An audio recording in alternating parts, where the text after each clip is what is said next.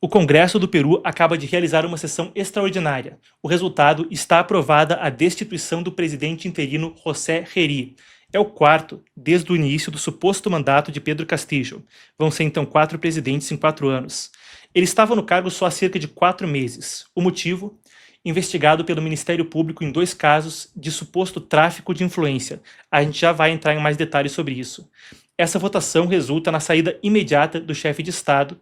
A moção obteve maioria simples no parlamento, 75 votos a favor, 24 contra e 3 abstenções.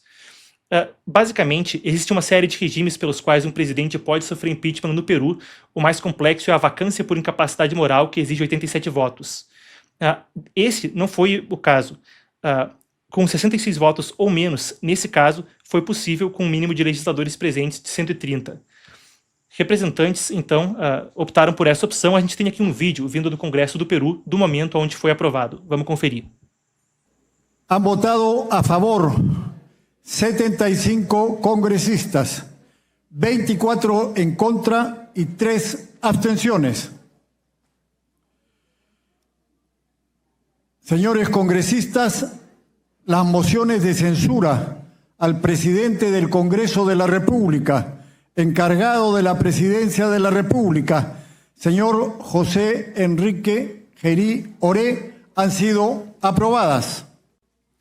Al haberse aprobado las mociones de censura al presidente del Congreso de la República, encargado de la Presidencia de la República, señor José Enrique Gerí Oré, la mesa directiva declara la vacancia del cargo de presidente del Congreso de la República y en consecuencia se encuentra vacante el cargo de presidente de la República.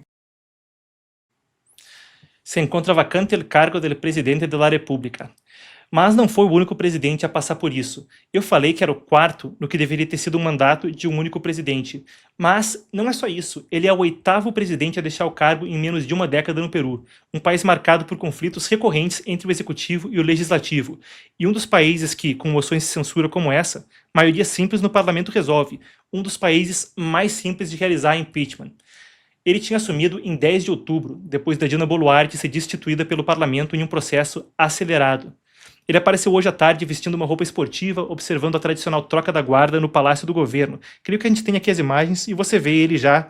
Bom, lá o carnaval não é como aqui, mas aparentemente em ritmo carnavalesco, roupa casual, nada comum para um presidente. Observou a troca tradicional ali no Palácio do Governo. O mandato ia ir até julho. E, claro, isso até chama atenção. Afinal de contas, em abril já ia ter eleições, o mandato ia acabar em julho, mas mesmo assim, com 5 meses sobrando no mandato, se optou pela substituição.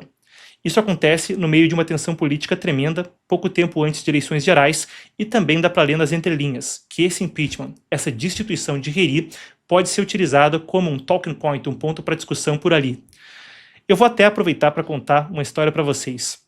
Houve uma época que eu fazia alguns trabalhos junto à edição em espanhol do Epoch Times. Para quem conhece, sabe que o veículo tem matriz nos Estados Unidos, mas está presente em uma série de países, em uma série de idiomas. Ali era o caso onde a correspondente do Epoch Times na Casa Branca, lá nos Estados Unidos, para o idioma espanhol, é uma edição maior que a edição em português, era a Patrícia Valência, excelente jornalista, uma jornalista brilhante, mas de origem peruana, reportava em espanhol a respeito da Casa Branca. E eu lembro que ela e o marido, em dada ocasião, onde eu tive a oportunidade de conversar com eles, brincavam que os peruanos falavam. Para um presidente no Peru tem 2 destinos, impeachment ou cadeia.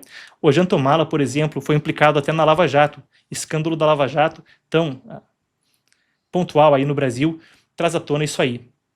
Voltando aos detalhes, então, a sessão começou às 10 horas no horário local, meio-dia de Brasília. Foram reunidas 78 assinaturas para convocar ele. Amanhã, às 18 horas, vão ser realizadas eleições no Congresso para que um novo presidente interino assuma o cargo até a nova eleição de abril. E aí eu quero passar com vocês por uma questão que torna esse escândalo muito mais interessante. Ele não é só sobre o impeachment de um presidente. Não é só sobre as eleições que acontecem no Peru em abril. Mas ao invés disso é um escândalo que abre margem para discutir muito mais. É uma crise que foi desencadeada depois de encontros não declarados entre José Gerí, esse presidente que agora foi destituído, e um empresário sino-peruano, o chinês Ji Hua Yang. teve reuniões que não constavam na agenda oficial, levantavam suspeitas de falta de transparência e até tráfico de influência, o termo utilizado pelos parlamentares de oposição que levaram ao impeachment do presidente peruano, especialmente por envolver um empresário com interesses econômicos em áreas estratégicas e, claro, ligado não a um país qualquer, mas à China, a Pequim, num momento onde Washington também arregala os olhos e traz o interesse, a prioridade de segurança para a América Latina. O Peru passa por um momento, e a gente cobriu isso aqui a fundo, onde o porto de Xangai, um dos principais portos da América Latina, agora é exclusivamente operado pela COSCO Shipping, uma empresa considerada por Washington parte do aparato militar chinês, e, no momento, corre um processo que basicamente retira do Peru a possibilidade de fiscalizar essa empresa. Encontros clandestinos aconteceram não só uma vez, mas várias, incluindo um restaurante de culinária chinesa no bairro de San Borja, em Lima, onde Heri teria usado um capuz para evitar ser visto. Creio até que a gente tem aí, talvez Heri, nesse encontro, houve na época, então, ele participando disso aí. Foi um escândalo no Peru. Agora, para discutir isso e a gente entender quem é o empresário cuja falta de transparência foi o motivo do impeachment, e o que isso tem a ver com um cenário geopolítico mais amplo, eu converso com a Emanuele Couri, a nossa, então, editora de China aqui no Epoch Times, convidada recorrente, felizmente, aí do programa, sempre nos ajudando a entender o assunto. Vamos lá, então. Daniel, chama a entrevista, na sequência a gente conversa com a Manu para entender o escopo mais amplo. Ora, afinal, por que isso aconteceu e o que é esse negócio de tráfico de influência com Dihua, melhor dizendo, Yang. Daniel, chama a entrevista.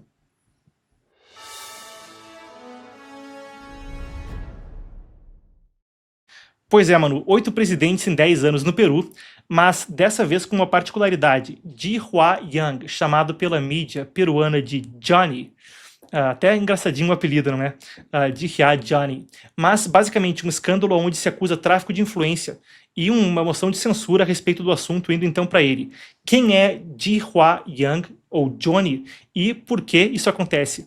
Fazendo uma brincadeira antes de te passar a palavra, Manu, esse aí verdadeiramente pode dizer que o nome não é Johnny, né?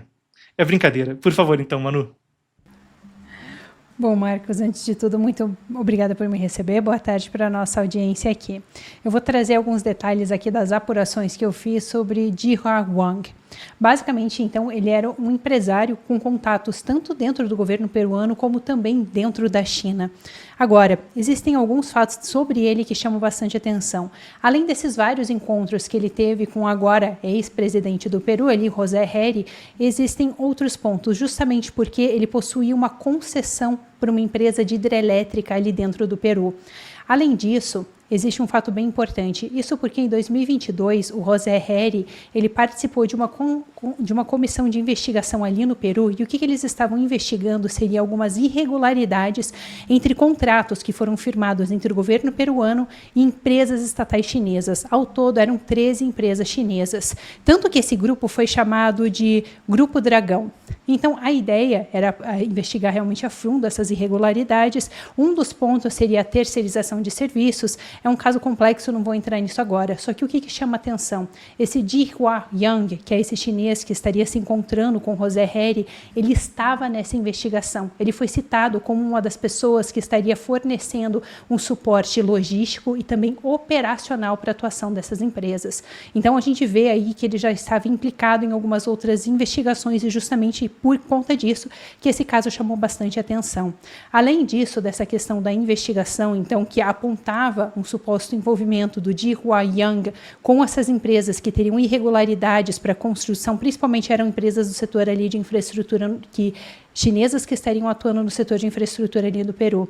Só que existe outro ponto aqui também, porque ali quando a gente teve a assinatura da finalização do porto de Chancay, que é aquele porto bem importante que está todo envolvido em polêmicas agora ali no Peru, o Dihua Yang, ele estava no palácio governamental nesse mesmo dia que Xi Jinping fez a visita, no dia em que Xi Jinping encontrou Dina Boluarte, que então era a presidente do Peru, para eles finalizarem o acordo para inaugurarem o Porto de Peru. Tem várias outras coisas também, Marcos, envolvendo ele, no entanto, algumas delas são mais complexas, a gente precisaria de um pouco mais de tempo aqui, mas só para a gente compreender, então, que ele tinha laços diretos, tanto ali dentro do Partido Comunista Chinês, de acordo com esses relatórios ali, que essa comissão comissão elaborou e também teria contatos não somente com o José Heri, mas também com outros membros do governo peruano, como, por exemplo, o ministro do Interior, que era ministro do Interior ali em 2005 no país. Então, para a gente entender que a atuação dele não era de hoje.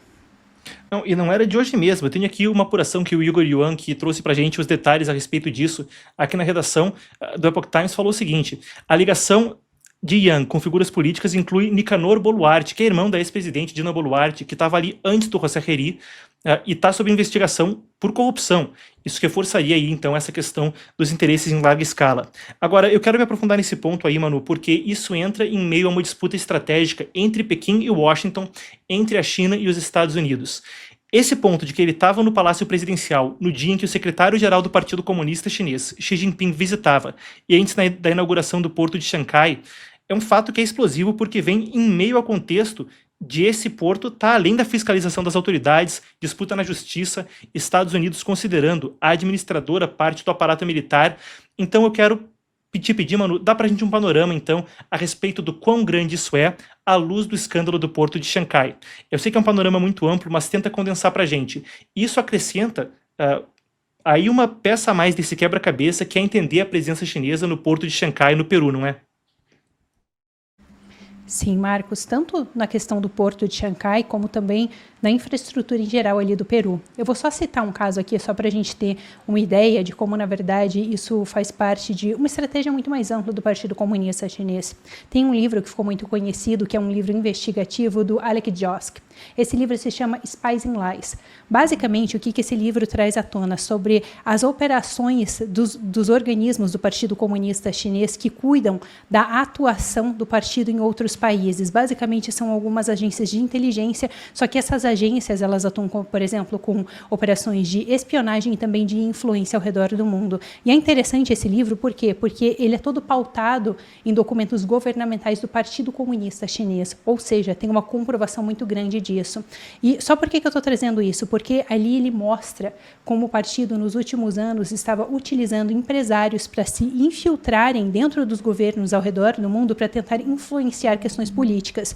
Um dos exemplos que ele cita é um caso que, na verdade, ficou muito conhecido, que aconteceu em 1996, que é o China Gate, que aconteceu ali dentro dos Estados Unidos.